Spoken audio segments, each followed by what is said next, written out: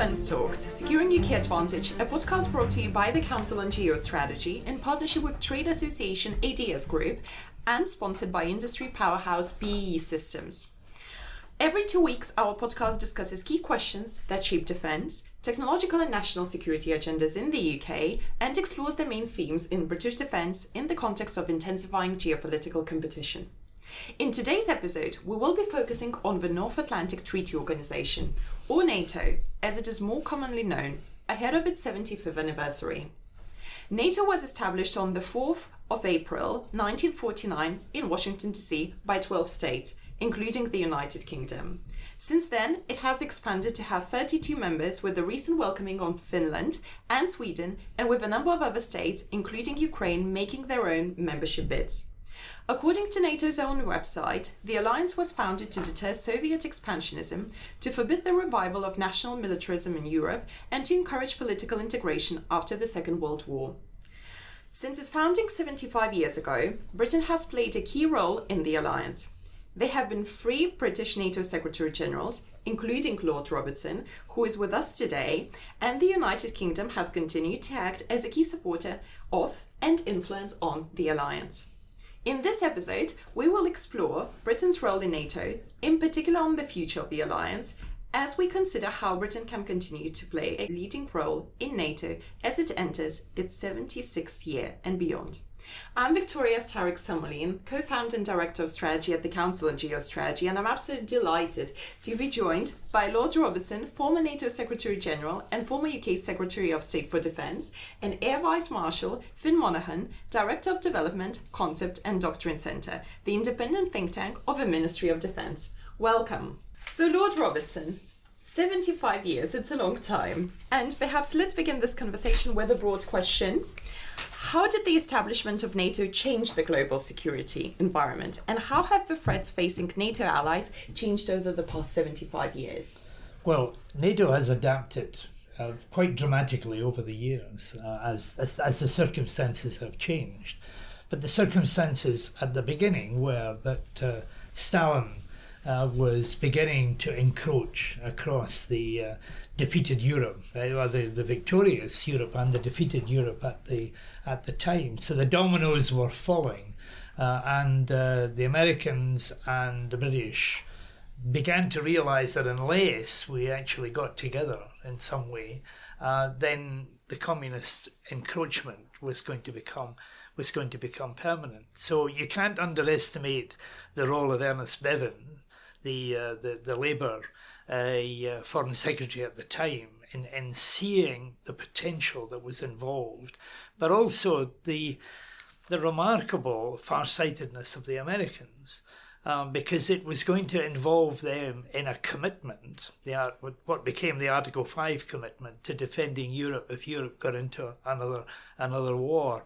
And given this very strong isolationist strain in America, which we're beginning to see emerging again, but very strong at that time, the idea of an alliance where America would be committed itself and its armed forces to the defence of Europe in the future was not going to be easy to overcome. So it required all of Bevin's diplomatic and political skills to be able to weld all that together into what became the NATO alliance. There was a wave of expansion 25 years ago, and then another one 20 years ago, with a number of countries joining after 1991 and the fall of the Soviet Union. How have the dynamics changed since then? Well, NATO as an organisation has changed, quite dramatically, both in form and substance. It was originally designed to stop the encroachment of the Soviet Union, but the Soviet Union went. And in a way, that was the signal achievement of NATO. And many people at that time, in the late 1990s, 89, etc., basically said it should be wound up. But at that point, it became obvious that the Warsaw Pact countries wanted to be part of the NATO alliance, and they needed help in order to do it. So at each phase, the end of the Soviet Union, the involvement of the former Warsaw Pact countries, then Bosnia and Kosovo, then Afghanistan, At each stage, NATO has had to evolve and become relevant to the time, and its success has been based on that evolution. Air Vice Marshal, DCDC was created as a result of a 1998 Strategic Defence Review, a review which actually Lord Robertson oversaw, as Britain recognised there was a need for a clear, long-term vision of the way in which we expect our forces and their methods of operation to develop.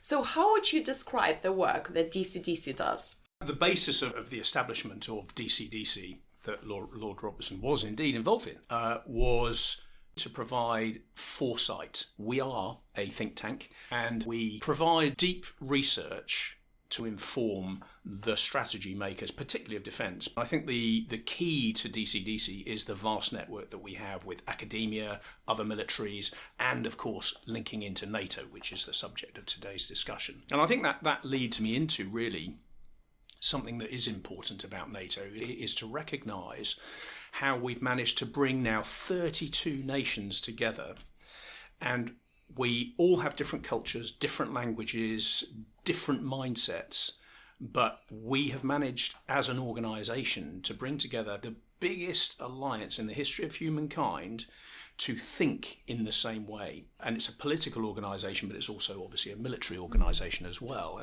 And that's really important because DCDC plays a pretty big contribution into NATO with UK defence thinking. So we write doctrine, and I'll explain that a bit later on. I think you've got some questions for me on that. But we also hold lots of conferences and symposiums, and we bring together people from right the way across NATO to take part in that, and more broadly across the world as well. So a lot of your work focuses on doctrines, concepts and futures. So could you please explain a bit more about each of these components? Sure. Let's start with futures. We look out into the distance, and I have a futures team. They run a program called Global Strategic Trends.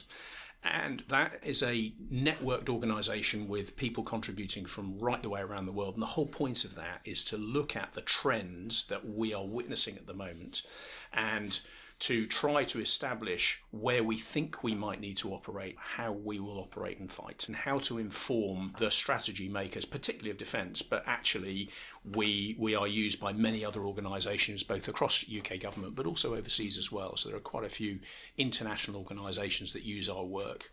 And that's a document that we publish every 4 to 5 years. But it's also an ongoing programme, so whenever anybody needs some information, my team can go and brief about the trends that we're seeing. The Futures team also looks and provides strategic implication papers as well, so we'll hone in on a particular area of strategic importance at that moment in time. So, for example, it might be hypersonics, it might be undersea cables or something like that. And we will then do some research, bring together a group of people from across academia, across the military, and do some research on that. So having established a general view of the future, and when you read Global Strategic Trends, it's not particularly military. It obviously has military importance, but it's looking at all manner of things such as the environment and migration, geopolitics, etc. But having done that, they hand off to our other team at DCDC, which is our concepts team. And the concepts team builds the big idea for the way defence will be operating in the future.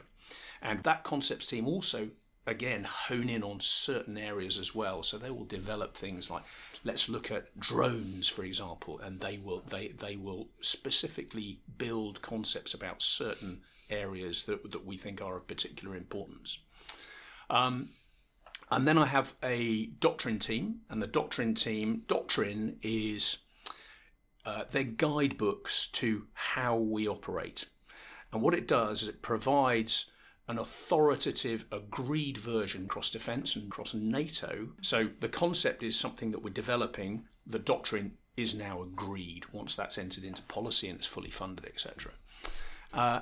We use that to guide our actual operations. So if you're going out on an operation, you can pick up a book, and we've got books that cover pretty much, in fact, everything that we do. But then also we use those to educate our people. So in all of our academies and our training schools, they will use these authoritative documents. So we have books, but we also produce short videos, and we also produce two-page doctrine to allow people to engage with it very easily and very quickly. And then I've got a fourth team, which is the legal team, and they write documents to do with Britain's position on the laws of armed conflict, for example. And I must give a shout out for my fabulous support team that do all of the publishing. So we've got a small publishing house that we have, and then obviously the support team that support all of those other teams in doing the things that they produce. So to summarize in a couple of sentences, how exactly does DCDC influence or informs NATO's vision of defence? All of those teams interact with NATO. My Futures team interact with NATO Futures team. When you look at NATO's trends documents and NATO's documents and also conferences that NATO runs, my Futures team interact with them. So you can see the work from global strategic trends that transfers across into NATO. My concepts team also work with the with NATO, and NATO has concepts team building new ideas for the way defence is operating. And then the doctrine team has a very big influence over NATO. We are the biggest single national contributor to NATO doctrine.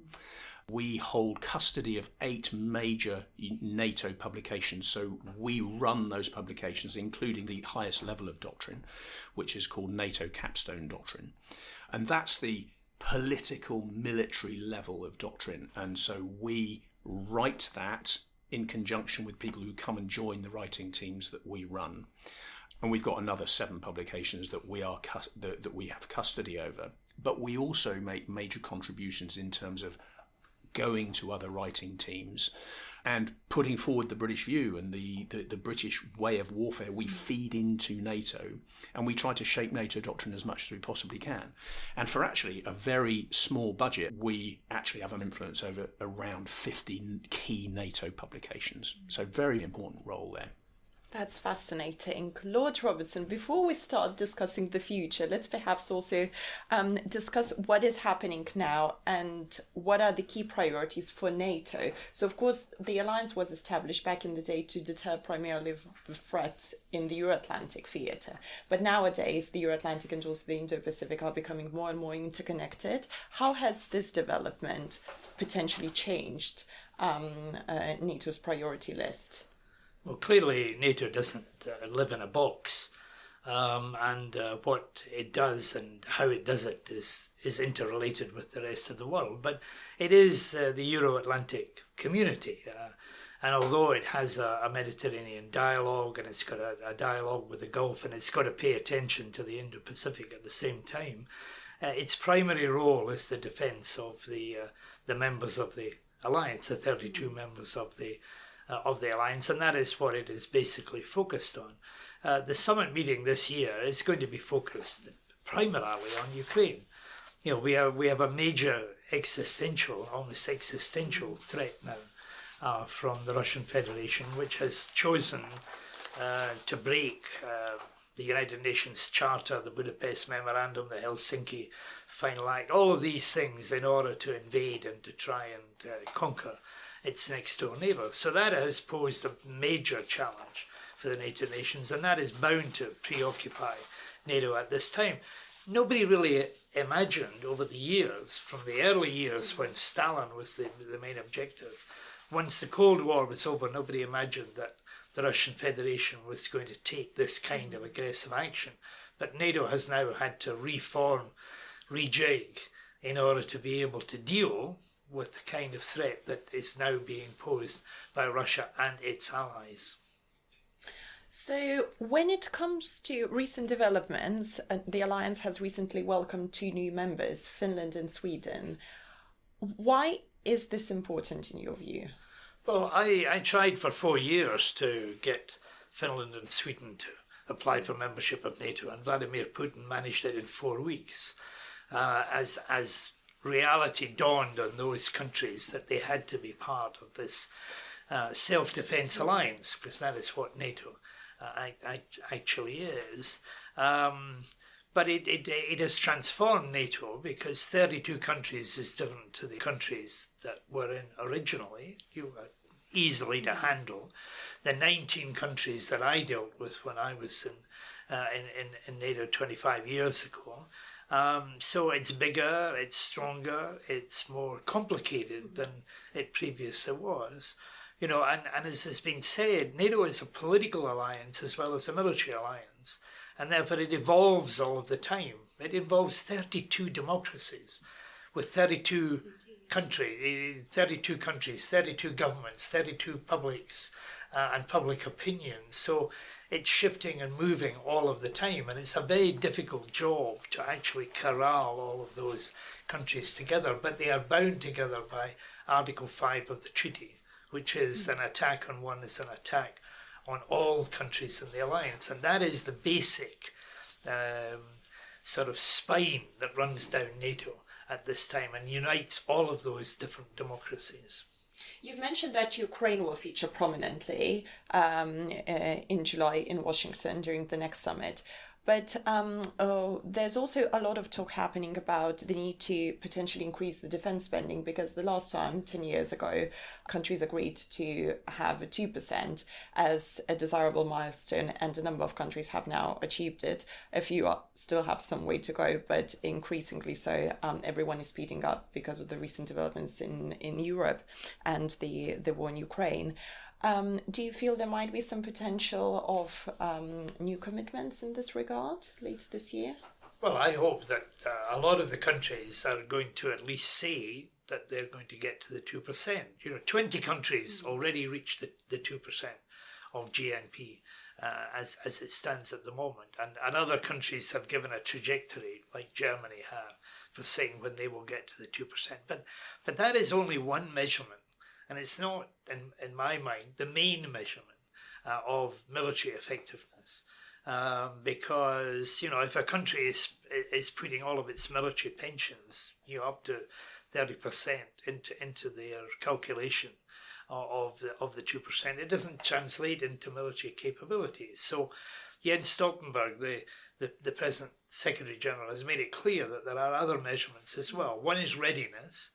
And that is, you know, how many of your troops are actually ready to move and to be deployed. You know, deployability, in other words, how many of your troops can actually, and your military commitment, be deployed abroad, and how much of your budget is spent on equipment and not simply on personnel. So these are the other measurements that are going to come under, you know, the searchlight of the summit. And just as the 50th anniversary in Washington was dominated by the war in Kosovo, the 75th one is going to be totally dominated by the situation in Ukraine. Air Vice Marshal, the DCDC website, I looked it up, says it puts NATO at the heart of UK defence. How do you do this? This is really important, and it follows on from exactly what Lord Robertson was just saying. Operating within an alliance is complicated. So you need to have an alliance mindset. And I mentioned this earlier on, and I'll give you a small vignette. For me as an aviator, with only 3 or 4 lines of text in an air tasking order, I can get airborne, fly to an area, go and do air-to-air refueling from a tanker, which might be another alliance tanker, meet up with a package of alliance aircraft, push as a self-defending formation, go and do an operation and come back. And it's very complex, but only 3 or 4 lines of text and common training and common doctrine.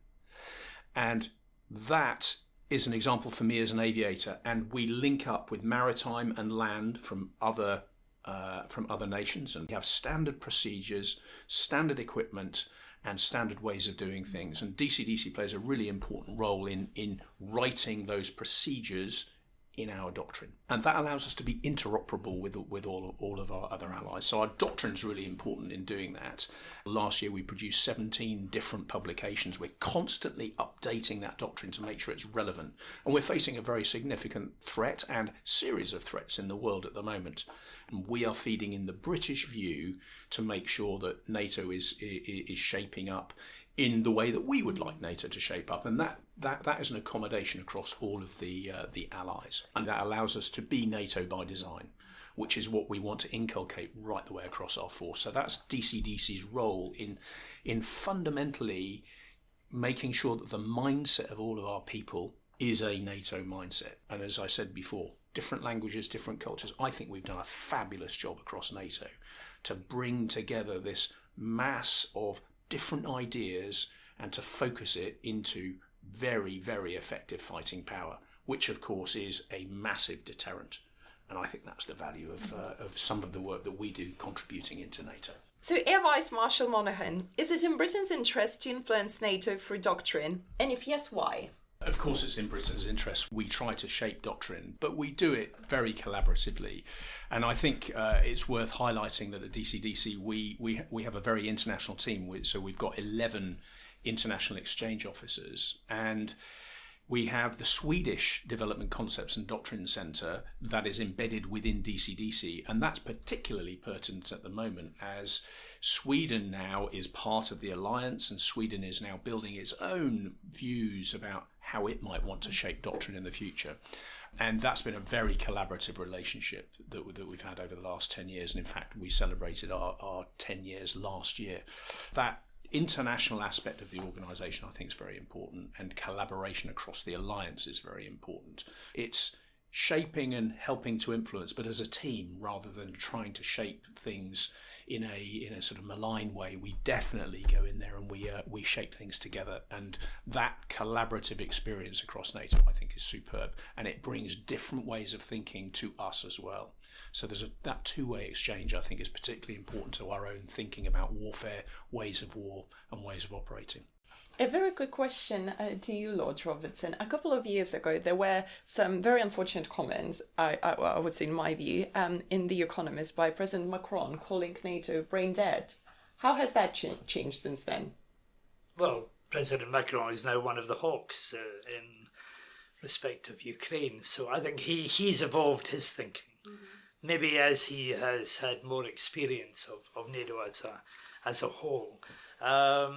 Anyway, it was a bit of a wake-up call to others at that time. It was wrong. I think he now recognises that it was wrong. But I think it was a bold statement which got people thinking and defending and coming out, because the strength of the alliance. Even when France was a semi-detached member, and if you remember, it came out of the integrated military command of NATO and only came back in some 10 years ago. But even then, NATO was evolving and was relevant and important for the circumstances at the time. And when I declared Article 5 on the 12th of September 2001, everybody recognised, including the French at that time, that this was NATO's moment, a moment of solidarity with the United States of America, which had been attacked. And going back to where you started this program, the members of the U.S. Senate at the time were really strongly opposed to Article 5. One senator said, "Why should we get dragged into every European civil war, again?" Here was the first invocation of Article 5 in defence of America, which had been attacked at that time. So the relevance of NATO, I think, is being displayed and demonstrated all of the time. And I think that has now changed President Macron's view of what the alliance is about. Air Vice Marshal Monahan, I know that there's a big publication coming out later this year called Global Strategic Trends, and I believe it will be the 7th edition, if I'm not mistaken. That is correct. Yes, Victoria. Global Strategic Trends, we've been running it for quite a long time now. It's a horizon scanning publication, so it's looking a long way out. Global Strategic Trends 7 is very interesting. The last version that we published was 2018. Now, I said that we have an ongoing program. The team are constantly looking at trends, and periodically we produce a document, usually timed in advance of a strategic review. So we expect a strategic review to be coming up in the next 18 months. So the aim of it is to inform strategy makers both within the ministry and out with the Ministry of Defence, to give them information that we think is pertinent to the way defence will need to operate in the future. Since 2018, we've had two major shocks. We've had a very shocking, illegal war in Ukraine, and we've obviously had the pandemic as well. In the previous version, we identified that pandemic is an inevitability, and we also had identified that particular region where the war is taking place as a region of concern. Global Strategic Trend 7, though, we've built 5 different worlds and pathways towards the worlds. One's very positive, and then we've got various things, and one of them is a world in which we could see major warfare. That is a very, very shocking world. But we've got these various worlds that we've built with potential pathways to getting to them. And the big message really is Britain is the 6th biggest nation in the world. We have agency in the world, and we want to try to maneuver the world away from that potentially shocking world in which there is a breakdown of the rules-based international system and a move towards major warfare. So it's something we don't want to happen, and that's where use of the military instrument of power, but also diplomacy, the information instrument of power, and also economics is something that we need to make sure that we help build a strategy, and as defence we offer various views on these trends that will help people to determine that. I think one of the things that we're identifying is that in the past we used to see quite linear trends. We're looking at non-linear and very confusing trends in the world at the moment, which is something which makes building strategy very difficult for people. So how do you do that? The way we build our trends work is we have a network right the way around the world, and we've got some fabulous contributors from universities, other government departments in Britain, but other government departments overseas, other militaries, and also we have all kinds of people from industry as well as the third sector. So a very, very broad consensus of people who come together. We run workshops at Shrivenham. We also go overseas to visit other countries as well, and we run workshops in other countries to make sure that this isn't just a pure British view, it's a view with inputs from around the world. And I think that's the power of this document. It is truly global, and it is looking at the global trends. And there are some really interesting things that we're looking at. For this version, something we haven't done before is we're going to look at oceans, cyber and space. And I think that that's very important given the prominence of those both in our daily lives, cyber and space particularly, but we're seeing the importance of oceans right now with the Red Sea, for example, and you can see that the closing of sea lines of communication, that is a big issue for the world, but also subsea is very important as well. All of our internet, or a lot of our internet, comes via cables under the sea, so we're very concerned about that as an issue. We're looking at demography changes, we're looking at climate change and the impacts of climate change, so major migration, major climatic events, which of course ultimately for us as the military, we end up responding to support all sorts of events that come from climatic change. But we're also looking at some of the positive things that come out of climate change, the green revolution, and how does that affect the military? How can we start really employing some of the major technological changes that are coming from that green revolution? So synthetic fuels, for example, is a very good example of that. So a really broad document, a document that is fascinating to read. The editing team do a great job in making that something that is compelling, and then it has an associated series of videos and other products that come with it to make it a truly enjoyable document to read, I think. Will NATO feature heavily in the document? Of course. NATO obviously figures heavily in everything that we do at DCDC, and in fact, everything that we do in UK defence. Lord Robertson, the publication is coming out in 3 months' time, but perhaps we can think about how the future might look like right now. So how do you see NATO evolving in the upcoming years and decades? Well, NATO has to be prepared to evolve as the situation changes, but the preoccupation has got to be with the Russian invasion of Ukraine and how the Allies in general can give help, appropriate help at the right time to the Ukrainians in order to be able to deal with the invasion that has taken place and to repel the invaders. So that inevitably becomes a preoccupation. We need to then think about how countries are going to sustain themselves. So NATO went through a whole series of evolutions, even in my time. When I did the Defence Review in 1998, we were talking about expeditionary warfare, going far, hit hard, stay long. 9/11 then came, and the attack on the Twin Towers. So terrorism became the preoccupation of NATO and NATO forces. And now with the invasion of Ukraine, we've got the Russians behaving in this aggressive way, and therefore we've now got to go back to territorial defence, making sure that countries are able individually and collectively to be able to defend themselves. So, projecting that forward, we've got to make sure that NATO is able to do all of the different functions that its member states are going to be involved in. So that means getting the right equipment. It means making sure that we've got the readily available troops. It makes sure that we've got the right interoperability, because one of the secrets of NATO is the fact that its countries, its 32 countries now, are to be seen to be interoperable, both in a military crisis or indeed in a civilian crisis as well.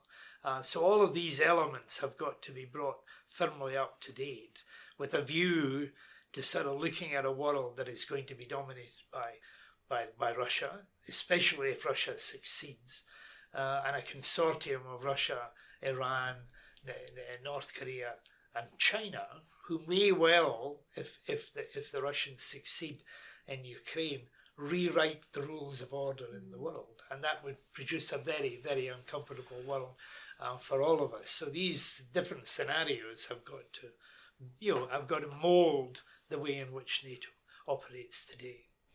Do you feel that all member countries have the same view of potential threats facing the alliance in the upcoming years, particularly the threat in the Indo-Pacific? No, they don't have the same view, because NATO is made up of 32 democracies. The Warsaw Pact had one boss who simply said, this is what happens, and all the countries fell in line. So 32 democracies is an untidy bunch of nation states. But the towering strength of NATO is it's a voluntary alliance, and it's made up of democracies, unlike any other alliance either existing in the world today or in the past as well. So it's both the strength of NATO and the weakness of NATO at the same time. So most countries in the alliance see the rise of China and of Iran, North Korea, as well as being a major threat to the stability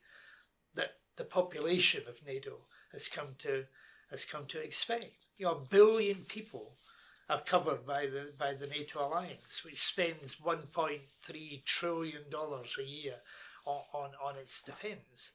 But if that is now being challenged by these autocracies in the world, then NATO has got to be seen to evolve in order that common security, which is what NATO is about, is going to be relevant to them in the future. How will the United Kingdom continue to influence NATO through doctrine? Well, I've described how we build our doctrine. We will continue to engage on the various writing teams that run for each of the publications that we have right the way across the alliance, for all of the different ways of operating that we have. So we will continue to do that. We will continue to put our energy into that. But I reflect on my career across the last 35 years, And it's been very much focused on NATO, and there is a certain comfort level when I go and I engage with my NATO allies. We can look at each other in the eye, and we know that we're singing from the same song sheets, and this is really important. Doctrine plays a role in that, but then also we have very, very interesting ways of doing business. So we engage a lot. I was out in France last week, for example, for a conference. We engage a lot. We do exercises together, and the doctrine forms the basis of the way those operations are run. I described how flying operations take place earlier on.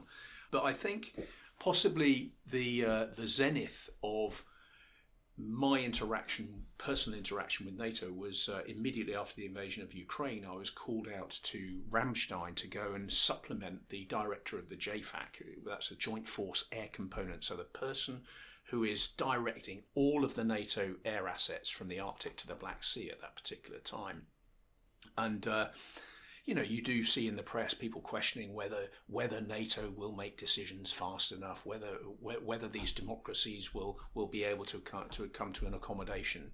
And I arrived in a headquarters a few days after the invasion, and it was quite reassuring, fascinating to see the coherence within that warfighting part of the organisation, in which we had aircraft that we were flying from 5 carrier groups, that we had aircraft right the way up and down that eastern border, that eastern flank of NATO, aircraft in the sky 24 hours a day, doing surveillance, armed, ready to respond, with also aircraft sitting on the ground, ready to respond at a moment's notice for anything coming across the border. All of that linked in with maritime assets, with land assets, and then making sure that we're defending our cyber assets, and also we've got space as well, interacting with all of that, because space is important to everything we do. So that for me really underlined the power of NATO, that we are truly aligned, that the North Atlantic Council was making very, very rapid decisions, and your listeners really should be reassured by the strength of us as alliance and our ability to deter. We started our conversation by highlighting and emphasizing the leading role that the United Kingdom has played over the course of 75 years within NATO. So the final question that I would like to ask you today, Lord Robertson, is how can we continue to play that leading role in the upcoming years? We have to, and we will, because the United Kingdom is one of the principal countries inside NATO, and as constant changes of government have produced the same statement that NATO is the cornerstone of this country's defence. So we will continue to play a role. What is worrying at the moment is that there is a strain of American isolationism coming in, and the prospect of Donald Trump perhaps being the president of the United States is beginning to sort of worry and indeed terrify a lot of people, given his view about NATO and his view about the Article 5 commitment. And I think one of the things that Britain is going to have to do in the short term is persuade the American Congress and the American people that actually NATO is a serious bargain. It's a remarkable bargain for the United States of America. First of all, it allows them the leadership role in an alliance of 32 countries. It means that the 65,000 American troops who are based in Europe are actually the front line of the defence of mainland United States of America. That the $860 billion of defence spent by the European NATO allies adds and magnifies American influence in the world today, so that it is a bargain for America, and we are occasionally drifting into the idea that NATO is propped up by the Americans. The Americans spend most of the money.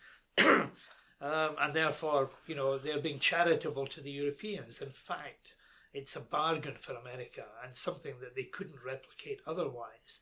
Leading an alliance of 32 countries in a world where the authoritarians have got virtually no allies, no supporters, is something that the American public should recognise as being good for America.